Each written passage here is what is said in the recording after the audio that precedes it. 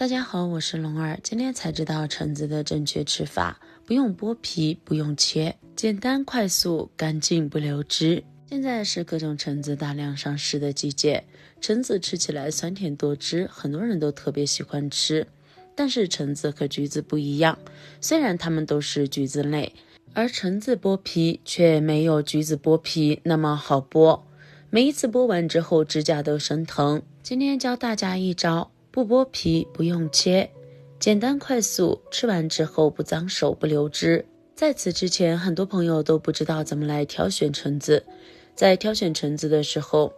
我们可以看到一般橙子从果脐部位分为两种，一种是上面的果脐只是一个小点儿，而一种上面它的果脐非常大，呈现出不同的形状。遇到这种情况，很多朋友都不知道怎么挑选，以至于买回家的橙子非常的酸，酸的直迷眼睛。其实我们看果脐就能挑选出非常甜的橙子来，这个时候我们要挑选果脐比较大，形状不太规则的这种橙子。这种的橙子一般情况下果皮比较薄，果肉比较厚，而且成熟度也相对较高，果肉也更甜。而上面只是一个点的这种橘子，一般情况下它的表皮会比较偏厚，吃起来口感较酸。因此在挑选橙子的时候，我们一定要挑选这种果皮比较大的橙子。除了这个点之外，我们还要摸一下橙子的表皮。很多时候经常会发现一些橙子表皮摸起来十分粗糙，而有一些橙子摸起来有特别的光滑细腻。那么遇到这种情况，很多朋友都会去挑选表面特别细腻光滑的橙子。事实上，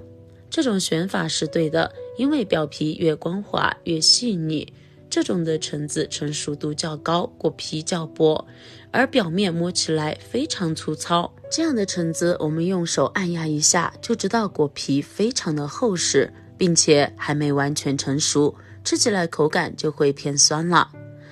但是我们在挑选光滑细腻的橙子的同时，还要注意不要挑选太过于光滑细腻的橙子了，因为有一些不良商家为了让橙子看起来更加好看，增加它的保质期，就会在果皮的表层打上一层果蜡。除此之外，像这种橙子我们要挑选比较长比较尖的，尽量不要挑选比较矮比较圆的这种橙子。通过以上几点，我们就能挑到又甜又多汁还好吃的橙子啦。挑完橙子之后就是吃橙子了。吃橙子，很多朋友去橙子皮用到最常见的方法就是直接徒手来剥。橙子不像橘子，橘子的皮和果肉之间它是有一层距离的，轻轻一剥，整个橘子皮就脱落了。而橙子它和果肉之间连接比较紧密，并且皮也偏厚。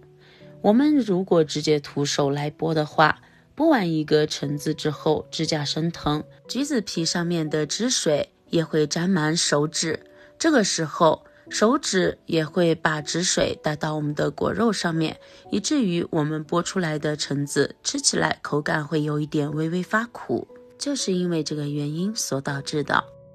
还有一种我们最常用的方法就是直接用刀将橙子切成小瓣，很多朋友是直接切成小瓣，而我一般情况下会把它的首尾部切掉，因为这两端没有什么可食用价值，然后再把它分切成小块装进盘子里面美味享用。